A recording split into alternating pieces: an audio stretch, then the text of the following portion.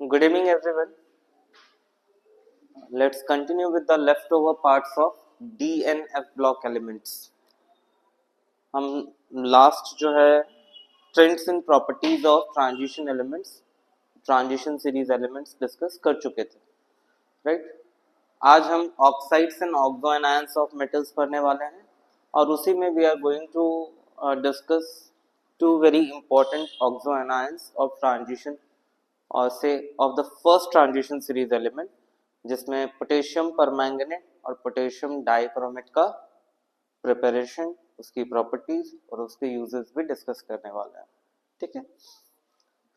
So the first transition series form variety of oxides and in their oxides they show different oxidation state. So the type of oxides which they form is MO, M2O3, M3O6, MO2, MO3. जिसमें MO में oxidation state of metal will be +2. Example is FeO, ferrous oxide. इसमें M2O3 में oxidation state of the transition metal is +3. Example is ferric oxide, Fe2O3. In M3O6 the oxidation state is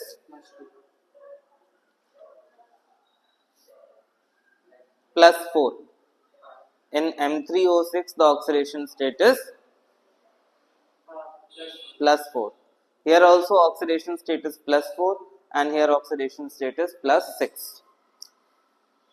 These oxides are formed by heating the transition metal with oxygen at a very high temperature.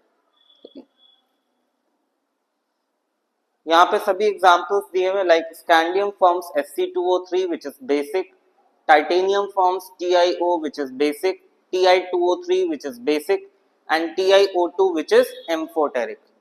इसमें आप notice कर रहे होंगे कि जहां पे oxidation state transition metal का low है, there it is basic nature. जैसे यहाँ पे टाइटेनियम का ऑक्सीडेशन स्टेट +2 है, यहाँ पे टाइटेनियम का ऑक्सीडेशन स्टेट पक्का +1.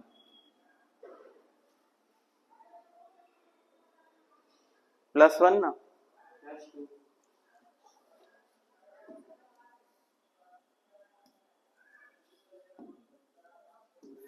(2x + 2 × -2 is equal to 0. So x is equal to 4/2, that is 2. So here also it is +2, then here it is +4. तो लोअर ऑक्सीडेशन स्टेट में वो बेसिक है और हायर ऑक्सीडेशन स्टेट में वो एम्फोटेरिक है या फिर एसिडिक है. इसी तरह VO is basic, oxidation state is +2. V2O3 here oxidation state is +3, ये भी बेसिक है. But VO2 here oxidation state is +4 which is amphoteric and here it is +5. ठीक है, चलिए. इसमें कल जब हम क्वेश्चंस डिस्कस कर रहे थे उस वक्त भी इस तरह का एक क्वेश्चन था. क्वेश्चन ये आता है that transition metals in their transition metal oxides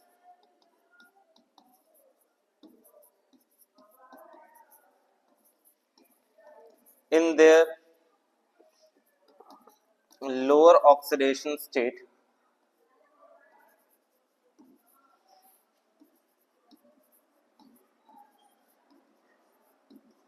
is basic, while the one in higher oxidation state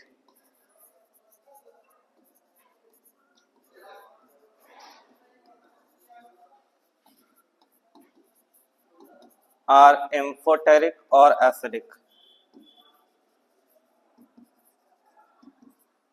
Amphoteric or acidic.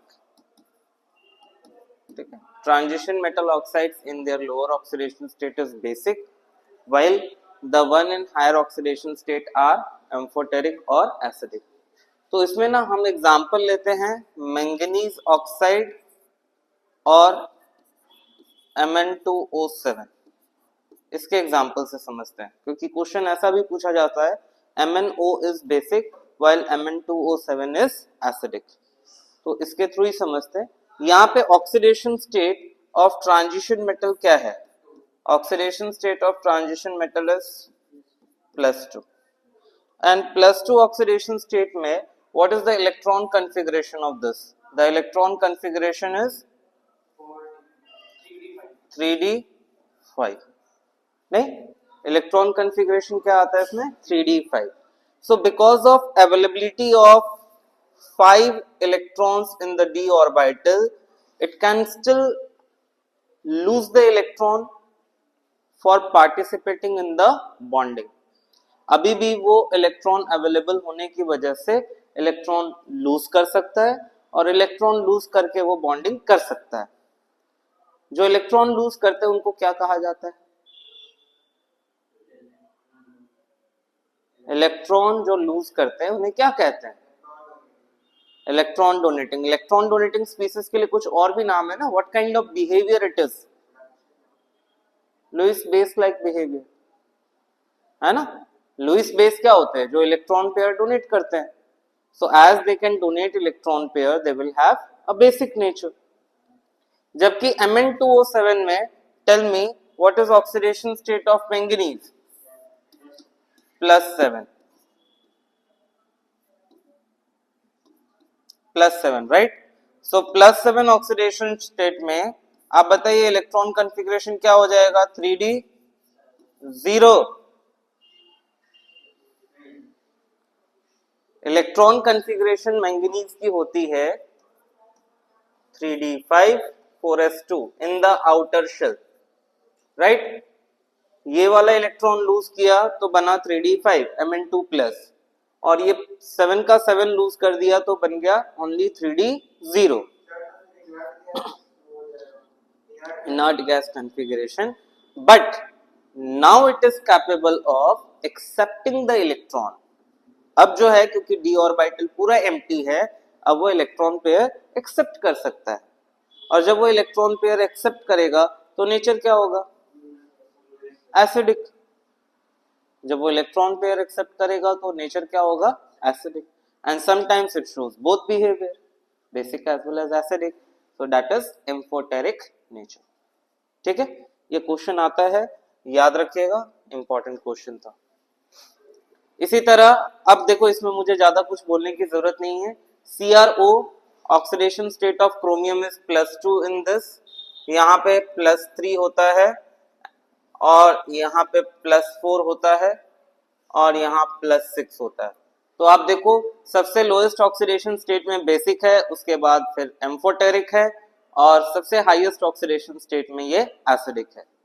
इसी तरह अभी ये जस्ट हमने डिस्कस किया है, MnO is basic, Mn2O3 is also basic, जिसमें ऑक्सीडेशन स्टेट +3 है, यहाँ पे +4 ऑक्सीडेशन, नहीं +4 नहीं है, ये एक्चुअली मिक्स्ड ऑक्साइड है। दिस इज मिक्स्ड ऑक्साइड, ये जो है ना, ये मिक्स्ड ऑक्साइड है। It is having MnO and Mn2O3 both. MnO2 में +4 ऑक्सीडेशन स्टेट है, और यहाँ +7 oxidation state.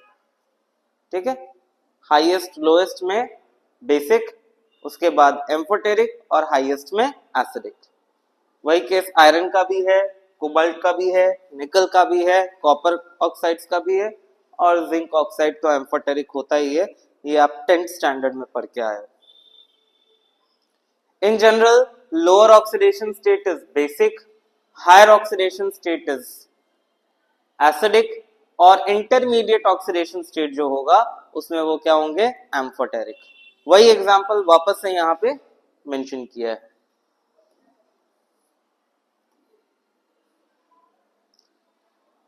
The highest oxidation number in the oxides coincides with the group number and is attained in Sc2O3 to Mn2O7। ये हमारा covered है, ये हमने already complete किया हुआ है, ये हमने कंप्लीट किया हुआ है, ऑक्सीडेशन स्टेट वाले पार्ट में ही कंप्लीट किया हुआ है।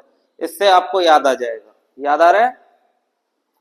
Beyond group 7, no higher oxides of iron is known except Fe2O3, but sometimes it also form ferrate, ferrates का भी फॉर्मेशन करता है, और फेरेट्स में ऑक्सीडेशन स्टेट ऑफ आयरन क्या होता है? What is oxidation state of iron in ferrets? +6, ठीक है। बट फेरेट्स जो हैं वो अनस्टेबल होते हैं, they decomposes to give ferric oxide and oxygen. इसके अलावा they also show higher oxidation state in the oxocations, जैसे वेनेडियम का +5 oxidation state is shown in this. ये सारा बताया हुआ हूं, ठीक है। This all have been already discussed. As the oxidation number of metal increases, ionic character decreases. याद रखिएगा, जैसे जैसे मेटल का ऑक्सीडेशन स्टेट इंक्रीज होगा वैसे वैसे आयोनिक कैरेक्टर डिक्रीज होगा। इस चीज को जान लीजिए, ऐसा क्यों होगा। इसका रीजन है Fajans rule. The reason behind this is Fajans rule.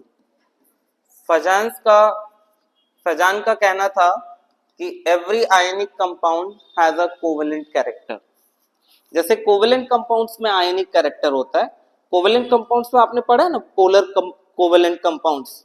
Polar covalent compounds में आपने पढ़ा है कि चार्ज डिस्ट्रीब्यूशन हो जाता है ना, positive and negative charge separation रहता है, आयनिक कैरेक्टर देखने को मिलता है। वैसे ही फजान का कहना था कि ionic compounds also have covalent character, जिसमें उन्होंने कहा था smaller the size of cation, smaller the size of cation,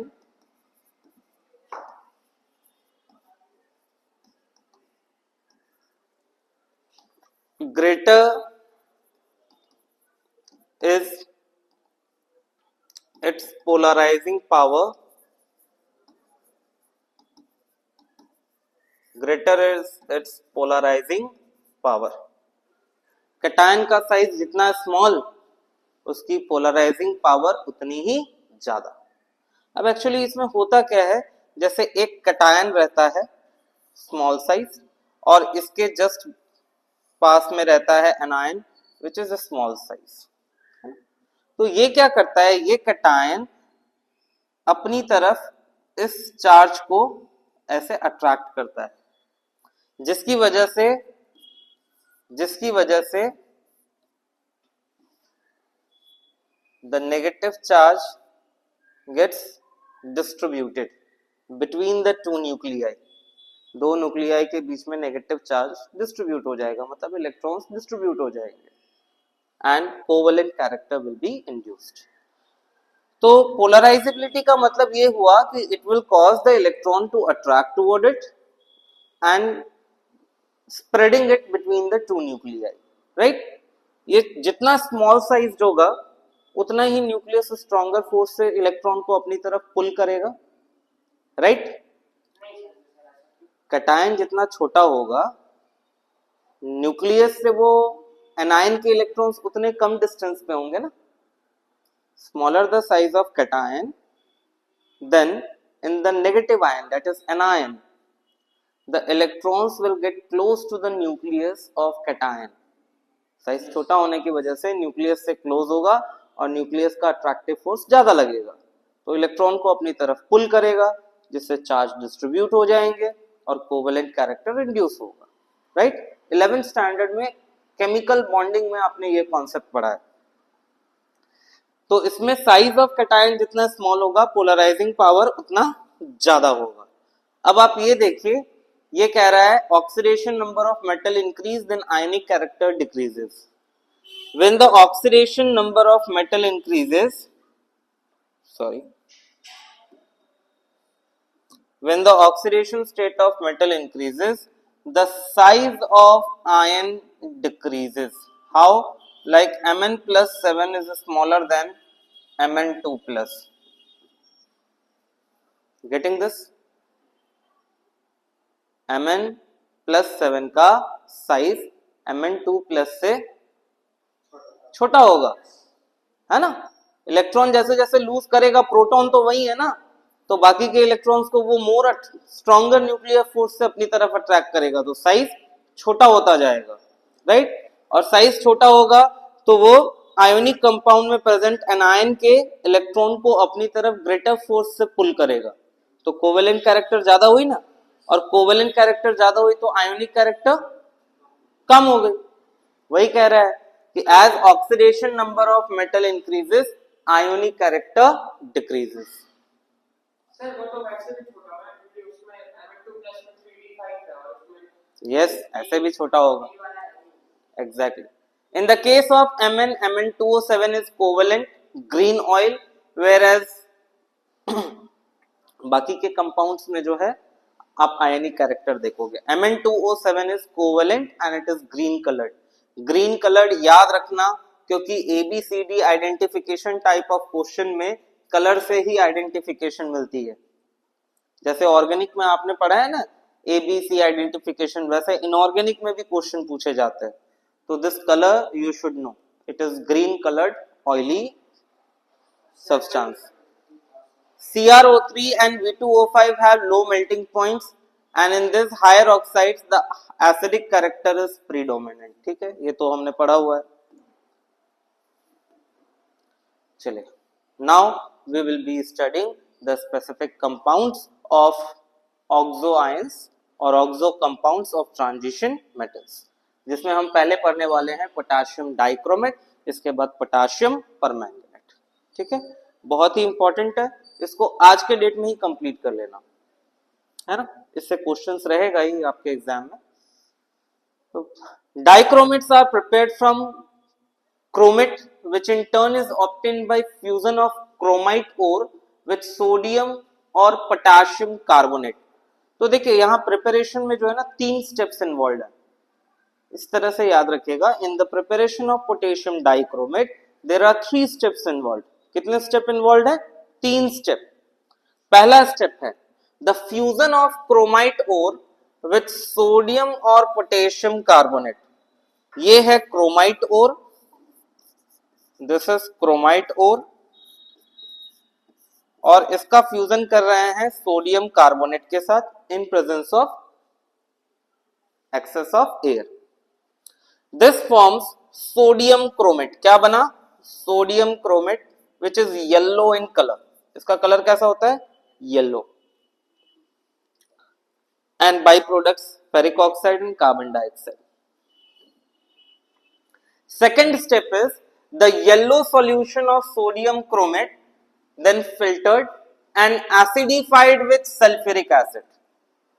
क्या करते हैं हम? येलो कलर्ड सॉल्यूशन को फिल्टर कर उसमें सल्फ्यूरिक एसिड ऐड करते हैं, which converts this into sodium dichromate. Sodium chromate किस में कन्वर्ट हो गया? Sodium dichromate. इसका कलर होता है orange, this is orange in colour. इसके साथ by product sodium sulphate and water. Third step is this sodium dichromate, the crystals of this are separated, इसको crystallize किया जाता है, separate किया जाता है, and then again its solution is made which is treated with potassium chloride. On treating it with potassium chloride, it forms potassium dichromate and sodium chloride. These two are nothing, double displacement reaction. ये क्या show कर रहा है? Double displacement reaction. Their ions are mutually getting exchanged. तो पहले step में क्या हुआ? पहले स्टेप में क्या हुआ? Chromite ore, chromite ore, formula of chromite ore FeCr2O4. This chromite ore treated with sodium carbonate with excess of air and this caused it to convert into yellow colored compound or yellow solution of sodium chromate, ferric oxide and carbon dioxide gas escapes. Sir chromite को कुछ specific नाम से भी बोलते हैं। हाँ,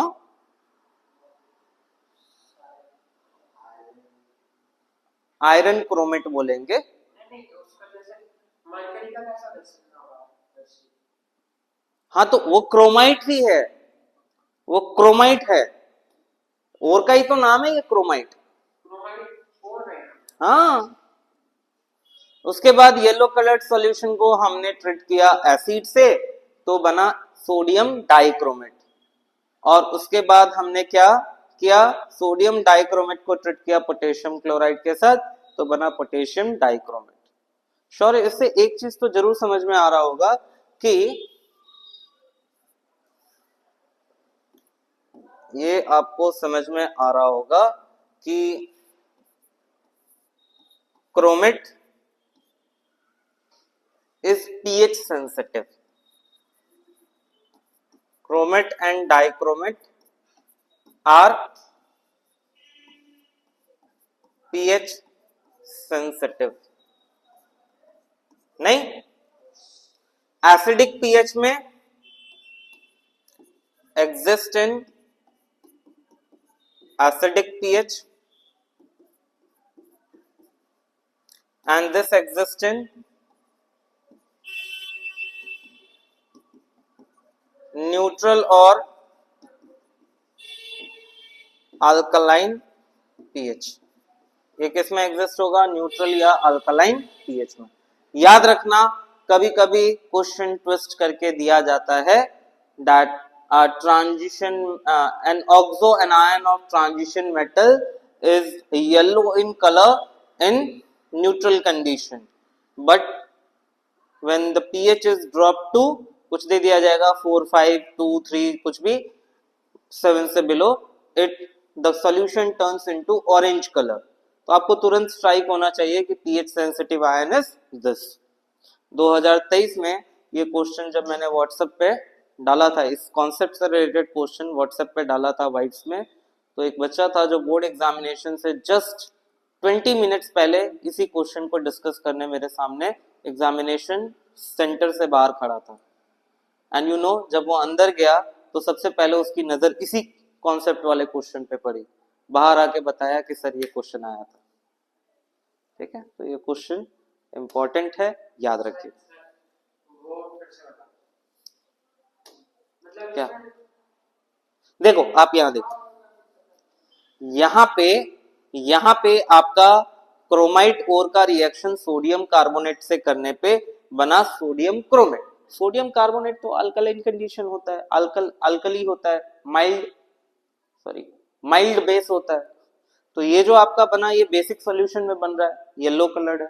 इसमें कौन सा आयन है? आयन है CrO4 2-, राइट. फिर हमने इसको सल्फ्यूरिक एसिड के साथ ट्रीट किया तो ये कन्वर्ट हो गया Cr2O7 2-, which is orange in color. तो हुआ ना pH sensitive.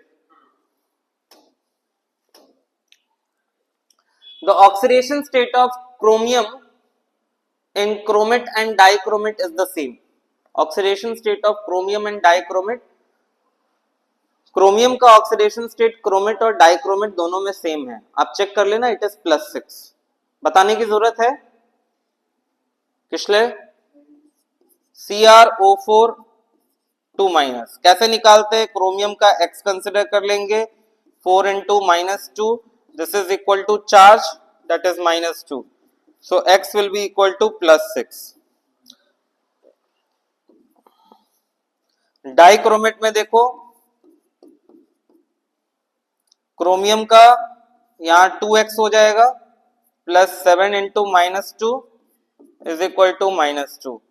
x is equal to क्या हो जाएगा? ये इधर जाएगा तो -2 plus 14 is 12, 12/2, 12/2 is +6. So oxidation state in both the oxo ion is same.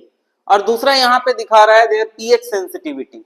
आप देखिए, क्रोमेट आयन में आप एसिड का एडिशन करो, मींस एसिडिक pH कर दो तो कन्वर्ट्स इनटू डाइक्रोमेट आयन, और डाइक्रोमेट आयन में आप किसी अल्कली का एडिशन कर दीजिए तो this converts into chromate back. So they are pH sensitive. जब हम प्रैक्टिकल्स करेंगे, लेट्स होप, लेट्स प्रे कि प्रैक्टिकल करें, तो मैं पोटेशियम डाइक्रोमेट जब मेरे पास अवेलेबल होगा तो मैं आपको ये प्रैक्टिकली करके भी दिखा दूंगा. पोटेशियम डाइक्रोमेट की सॉल्यूशन बना के ऑरेंज कलर्ड होगा, उसमें मैं सोडियम हाइड्रोक्साइड के फ्यू ड्रॉप्स ऐड करूंगा, you will find that the colour changes to yellow, और वापस उसमें एसिड ऐड करूंगा तो again it will turn orange. Okay.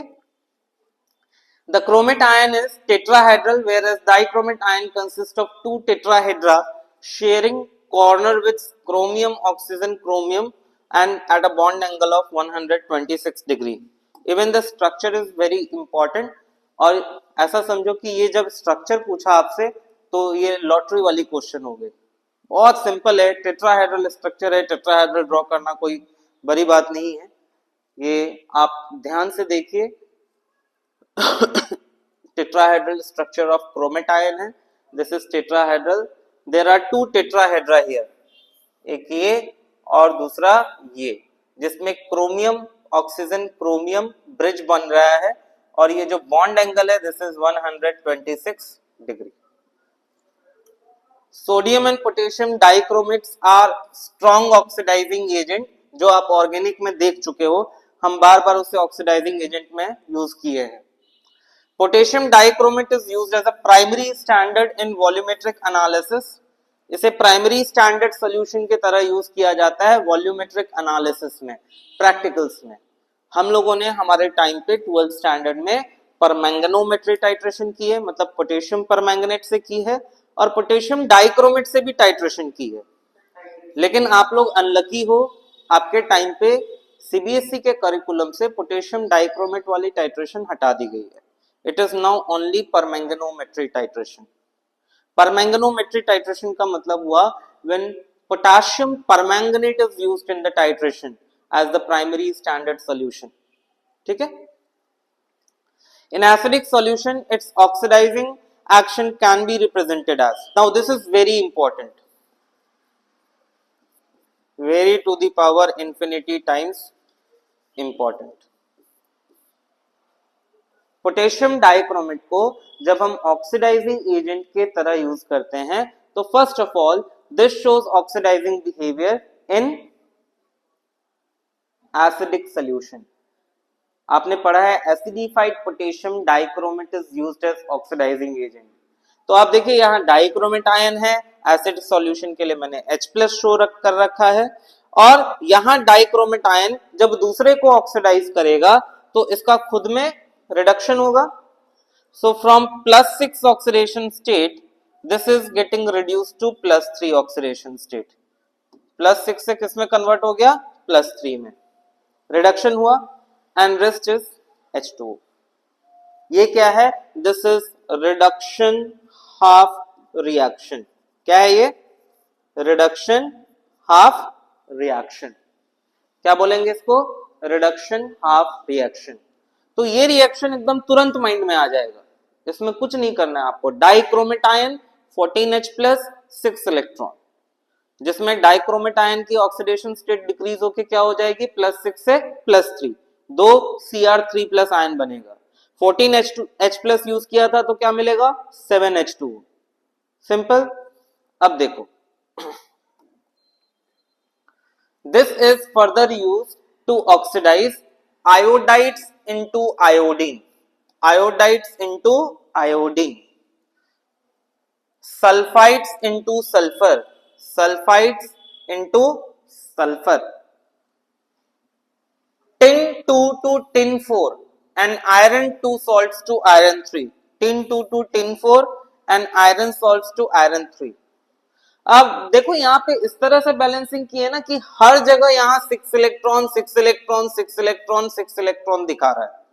ऐसा क्यों कर रहे हैं? क्योंकि ये वाला जो रिएक्शन है ये क्या है? रिडक्शन हाफ रिएक्शन है। आपको ये इक्वेशन याद रखनी है सर।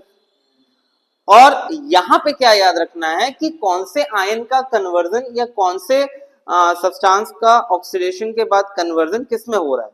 जैसे I- iodide ion is oxidizing to iodine, H2S is getting oxidized to sulfur, Sn2+ getting oxidized to Sn4+, and Fe2+ getting oxidized to Fe3+।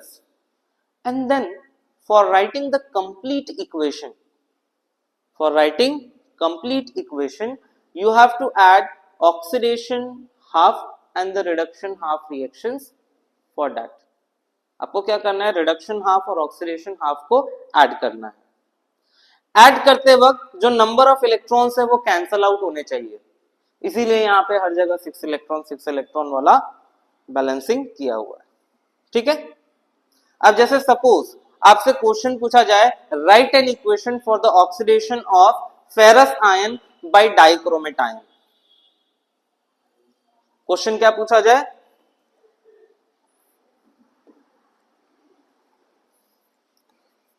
write an equation for oxidation of ferrous ion means Fe2 plus by dichromate ion. कैसे लिखेंगे? तो यहां पे आपको equation पता होना चाहिए Cr2O7 2 minus plus 14H plus 6 electron getting converted to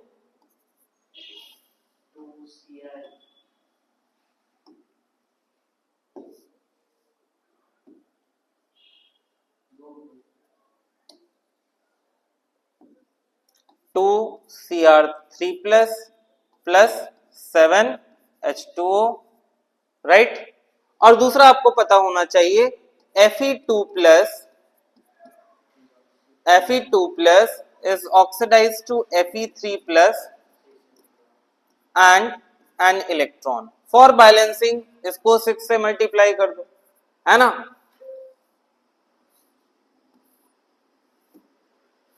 अब इसको ऐड करना है, तो ऐड करने पे क्या होगा, 6 इलेक्ट्रॉन कैंसल्ड आउट, और बाकी जो बचा वो लिख दो Cr2O7 2 minus plus 6 Fe2 plus 14H plus gives 2Cr3 plus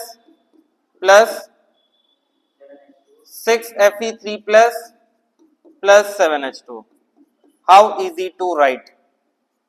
नहीं, आपको ये पूरी रिएक्शन रटने की जरूरत नहीं है। आपको क्या सिर्फ समझना है, आपको सिर्फ ये समझना है कि डाइक्रोमेट आयन जब ऑक्सीडाइजिंग एजेंट की तरह यूज हुआ तो उसका रिडक्शन किस में हुआ, वो रिडक्शन हाफ रिएक्शन। और दूसरा आपको समझने की जरूरत है that what are the oxidation halves. जैसे आयोडाइड का ऑक्सीडेशन किस में हुआ, सल्फाइड का ऑक्सीडेशन किस में हुआ, Sn2 प्लस का ऑक्सीडेशन किस में हुआ, Fe2 प्लस का ऑक्सीडेशन किस में हुआ। Getting it? बस ये समझने की जरूरत है। At the equations you will get this complete reaction. चलिए, तो this completes potassium dichromate. Potassium dichromate complete हो गया। Now let's take potassium permanganate. Potassium permanganate के बाद छोटा सा ब्रेक लेंगे, ठीक है, चलेगा। Potassium permanganate is prepared by fusion of MnO2। याद रखिएगा MnO2 को भी, ये भी एक ओर है, और MnO2 को कहा जाता है पाइरोलुसाइट। This is called पाइरोलुसाइट।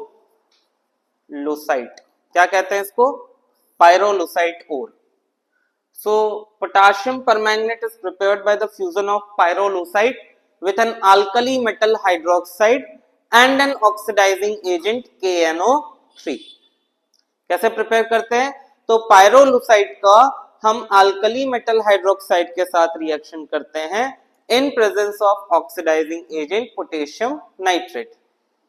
ये प्रोड्यूस करता है dark green coloured compound which is known as potassium manganate। क्या कहते हैं इसको?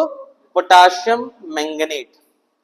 This potassium manganate disproportionates in neutral or acidic solution and gives permanganate। ठीक है, मतलब ये भी pH सेंसिटिव है। रिएक्शन देखिए, manganese dioxide pyrolusite, alkali metal hydroxide, excess of oxygen, और इसकी जगह पे आप पोटेशियम नाइट्रेट भी लिख सकते हो KNO3, gives green colored compound K2MnO4 and water। अब इस K2MnO4 में कौन सा आयन है, हम सिर्फ आयोनिक पार्ट देखेंगे। It is having manganate ion MnO4 2 minus, है ना। और यहाँ पे मीडियम कैसा है? Medium is alkaline. मीडियम कैसा है? Alkaline. So now the manganate ion in acidic medium will give permanganate ion। अब देखो यहाँ पे मैंगनेट में मैंगनीज का ऑक्सीडेशन स्टेट +6, परमैंगनेट में इट इज +7, MnO2 में इट इज +4, तो यहां +6 ऑक्सीडेशन स्टेट से, इसलिए ध्यान से देखना, +6 ऑक्सीडेशन स्टेट से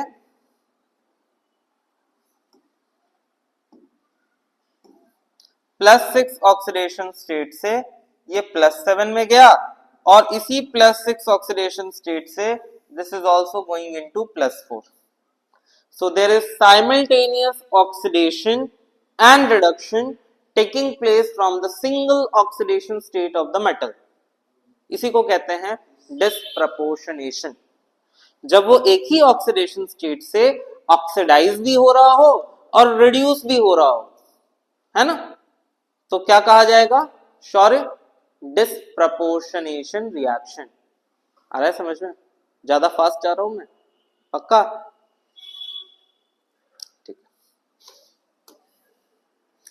The manganate and permanganate ions both are tetrahedral. The green manganate ion is paramagnetic. ये कैसा होता है? This is paramagnetic. मतलब इसमें क्या होना चाहिए? पैरामैग्नेटिक का मतलब क्या होना चाहिए इसमें? Unpaired electron should be there in the d orbital. तो वो छोटी सी बात है कि होगा ही ना. कैसे होगा? इसमें मैंगनीज की ऑक्सीडेशन स्टेट होती है +6. +6 का मतलब हुआ इसकी इलेक्ट्रॉन कॉन्फ़िगरेशन है 3d1, तो 1 अनपेयर्ड इलेक्ट्रॉन. जबकि ये कैसा होता है? Permanganate ion is diamagnetic. क्यों? क्योंकि मैंगनीज का ऑक्सीडेशन स्टेट क्या होता है? +7, 3d0, नो अनपेयर्ड इलेक्ट्रॉन, तो दिस इज डायमैग्नेटिक, है ना. एक चीज और देखिएगा आप, जब ये स्ट्रक्चर हम ड्रॉ करते हैं ना, तो एग्जामिनेशन में हम इतने जल्दबाजी में होते हैं, दोनों का स्ट्रक्चर एक जैसा ड्रॉ कर देता है. यहाँ पे 2 ऑक्सीजन के साथ सिंगल बॉन्ड और दोनों ऑक्सीजन पे नेगेटिव चार्ज है. यहाँ पे एक ही ऑक्सीजन पे नेगेटिव चार्ज है. इस चीज को ध्यान रखिएगा, ठीक है. ये ग्रीन कलर्ड होता है, ये पर्पल कलर्ड होता है. Manganate is green in colour, permanganate is purple. ठीक है. चलिए थोड़ा सा आपको पीछे ले जा रहा हूं, एक स्लाइड इसमें पीछे है. Yes. When a particular oxidation state becomes less stable relative to other oxidation state, one lower, one higher, it is said to undergo disproportionation. Or say one oxidized oxidation and one reduced oxidation state, then it is disproportionation. Example है manganese 6 of manganate ion becomes unstable relative to manganese 7 and manganese 4 in acidic solution. So that is why this is causing disproportionation reaction. इसमें एक और चीज missing है, वो है reactions of potassium permanganate. Potassium dichromate का reaction तो आ गया, उसमें ऑक्सीडेशन हाफ वाले रिएक्शंस वैसे ही रहेंगे, लेकिन और पोटेशियम परमैंगनेट के रिएक्शंस जो हैं वो मिसिंग है. Let me check.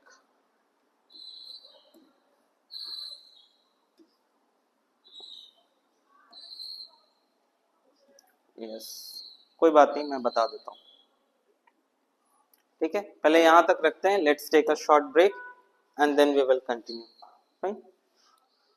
In potassium permanganate part a few things are missing. Let us first complete that and then we will move on to F block elements. देखिए, आपने preparation of potassium permanganate तो पढ़ा, लेकिन जब आप NCERT refer करोगे you will find that there is another method also given for preparation of potassium permanganate, जिसे हम कमर्शियल मेथड कहते हैं. सो कमर्शियल मेथड में क्या होता है? Commercial method is first the oxidative fusion of pyrolusite in presence of same oxygen or potassium nitrate, which gives manganate ion, and further manganate ion undergoes electrolytic oxidation in alkaline condition, which gives permanganate ion. So here MnO2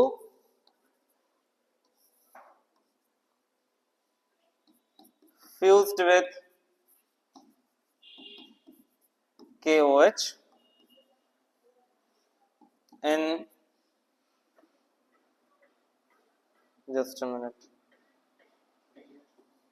in presence of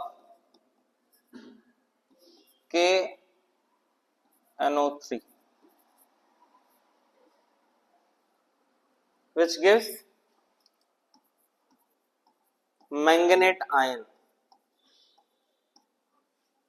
And further, this manganate ion undergoes electrolytic oxidation in alkaline medium,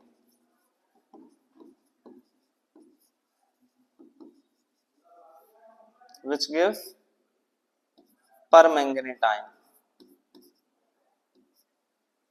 That's it. ये आपका commercial method of preparation है, ठीक है, याद रखिएगा। इसके अलावा there is one more method जिसे हम कहते हैं laboratory method. Laboratory method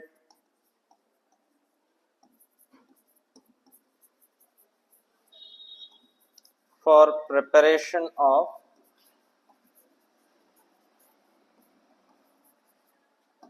potassium permanganate.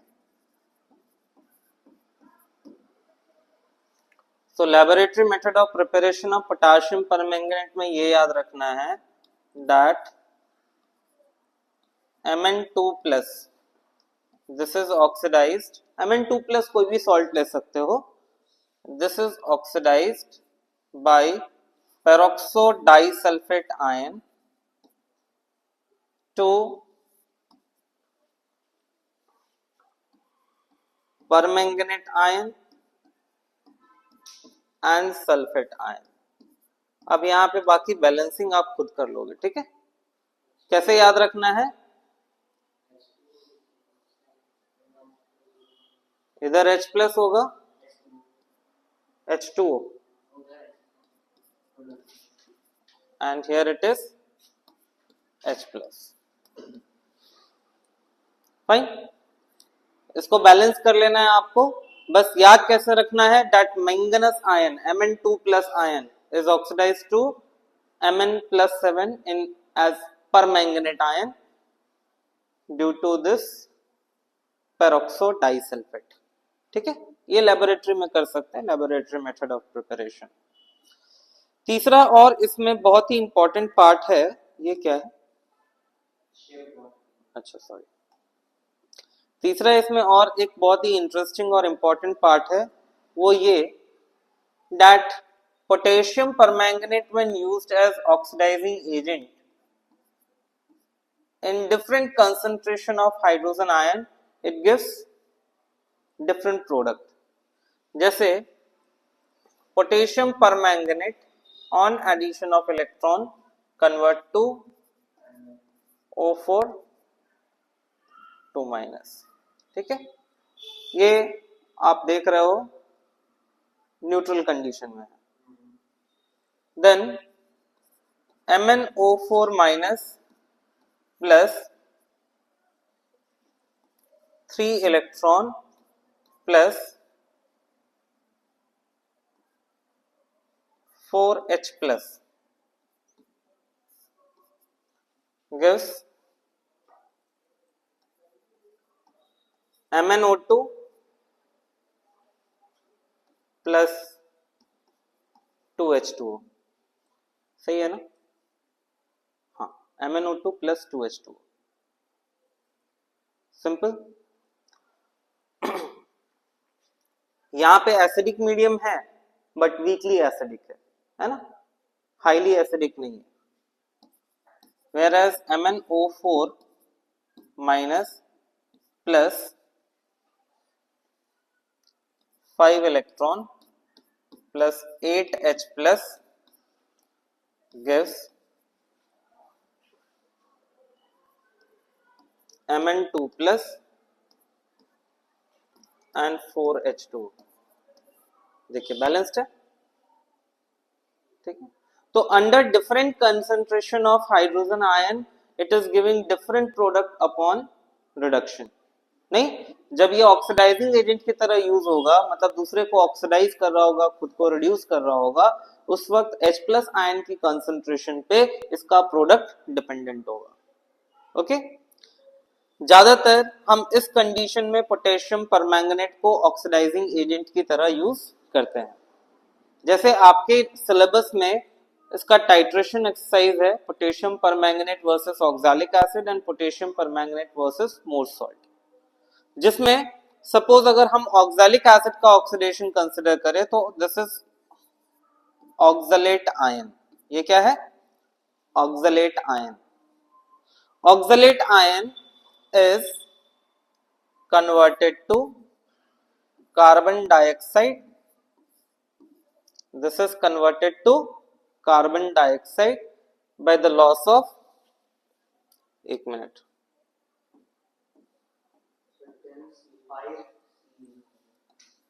Balance करते हुए चलते। This is converted to carbon dioxide and loses 10 electrons. ठीक है। Now if you want to balance this two, I mean if you want to add this two, ये आपका क्या हो गया? ये हो गया ऑक्सीडेशन हाफ। ये रिएक्शन क्या हुई? Oxidation half. और ये वाली रिएक्शन क्या हुई? Reduction half. If you want to add this two, you will have to multiply this equation by 2. नहीं, इस इक्वेशन को आपको 2 से मल्टीप्लाई करना होगा।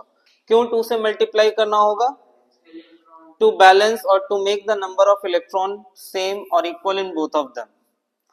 तो अब बोलो आपका ओवरऑल रिएक्शन क्या मिलेगा? आपको मिलेगा परमैंगनेट आयन 2MnO4- प्लस 5, बोलो plus 16H plus gives Mn2 plus 2Mn2 plus 10CO2 plus 8H2O। ठीक है, अभी आप प्रैक्टिकल कॉपी तो लिख ही रहे हो, जर्नल लिख ही रहे हो, चेक कर लो उसमें टाइट्रेशन में oxalic acid versus potassium permanganate titration में ये इक्वेशन लिखा है या नहीं आपने। This is ionic equation for the reaction taking place in volumetric titration of potassium permanganate versus oxalic acid। ठीक है, इसी तरह मोर्स सॉल्ट में क्या होगा? मोर्स सॉल्ट में we will have conversion of, I mean oxidation of Fe2+ to Fe3+, right? तो मान लो अब आपको ये हो गया रिडक्शन हाफ और ये क्या हो गया? Oxidation half. अगर मान लीजिए कि इन दोनों से आपको बैलेंस्ड इक्वेशन बनानी है तो क्या करना होगा? इसे आपको मल्टीप्लाई करना होगा 5 से to make number of electron 5 in both of them and then add them together। तो कंप्लीट इक्वेशन क्या मिलेगा बता सकते हो? What will be the complete equation? बोलो, मैं लिखता हूं यहां पे MnO4- plus 5Fe2 plus 8H+ gives Mn2 plus 5Fe3 plus 4H2। Easy, simple, कर पाओगे ऐसा? मतलब आपको क्या करना है? आपको परमैंगनेट आयन का रिडक्शन हाफ रिएक्शन याद कर लेना है, लेकिन ये रिडक्शन हाफ रिएक्शन आपको तीनों कंडीशंस में याद करना पड़ेगा, क्योंकि एग्जामिनेशन में इस पे बेस्ड भी क्वेश्चन रहता है, इस पे बेस्ड भी क्वेश्चन रहता है, और इस पे तो सबसे ज्यादा रहता है। ठीक है, एक चीज और देखते हैं। आपने अभी पोटेशियम डाइक्रोमेट के केस में पढ़ा, acidified potassium dichromate is used as oxidising agent, right? Potassium permanganate is used as oxidizing agent in acid solution, in neutral as well as alkaline solution also। तो एसिड सॉल्यूशन में जो different है ना, मैं वही पहले बता रहा हूं। In acid solution potassium permanganate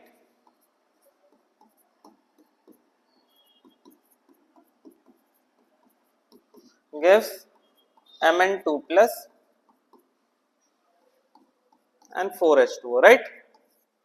and suppose अगर इसके साथ आयोडाइड आयन हो तो iodide ion will convert into iodine, losing 2 electrons. If you have to balance it, multiply it by 2, multiply this by 5 and then add them. Tell me. 2MnO4 minus plus 10I minus plus 16H plus 2Mn2 plus 5I2, right? लेकिन यही चीज अगर फेंट, just a minute, same यही चीज अगर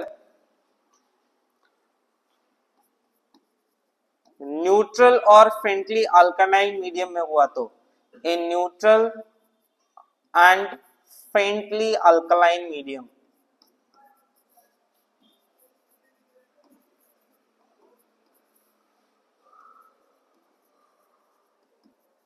then what? In neutral and faintly alkaline medium, then what?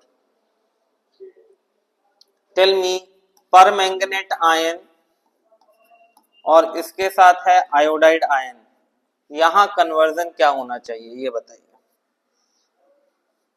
In neutral और faintly alkaline medium, यहां पे आपको याद रखना है कि आयोडाइड आयन का कन्वर्जन आयोडीन में नहीं, किसमें होगा? आयोडेट में. Iodide ion is oxidised not into iodine, into iodate, this one.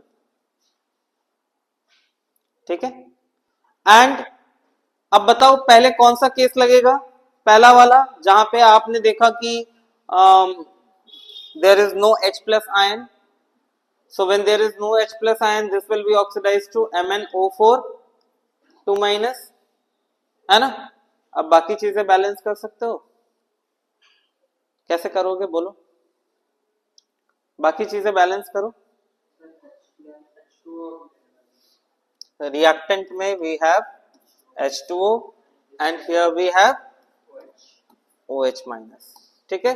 और कैसे कैसे बैलेंस करेंगे? यहाँ पे -2 है, यहाँ पे टोटल -2, -3, -4. बोलो how to balance? Sir MnO4 minus by 2.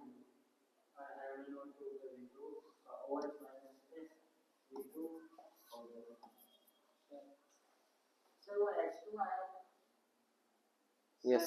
हाँ. वो सर MnO2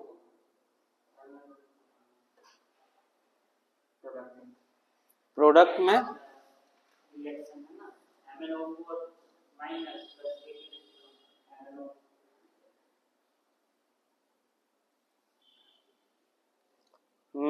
मैंगनेट आयन होगा या मैंगनीज डाइऑक्साइड होगा? चलिए, पोटेशियम परमैंगनेट में maximum reaction we have covered. बस एक छोटा सा पार्ट आपको मुझे और बताना है, वो ये कि पोटेशियम परमैंगनेट में we have a temperature dependent magnetism. Potassium permanganate when heated at 513 Kelvin converts to K2MnO4 MnO2, यहाँ बैलेंस करने के लिए इधर 2 और यहाँ पे O2. ठीक है. तो how it is having a temperature dependent magnetism वो समझने की कोशिश कीजिएगा. ये डायमैग्नेटिक होता है. This is diamagnetic. क्यों diamagnetic? Oxidation state of manganese is +7. So there is no d electron available, no unpaired electron is left. जबकि K2MnO4 में this is +6, that means D1 configuration और D1 में एक अनपेयर्ड इलेक्ट्रॉन है, तो that is why weak paramagnetism, है ना. So this is how it is having a temperature dependent magnetism property. यहाँ potassium permanganate diamagnetic है, but when heated at 513 Kelvin converts to weakly paramagnetic potassium manganate. Sir इसमें temperature की role के कारण वो K2 हाँ, what happened?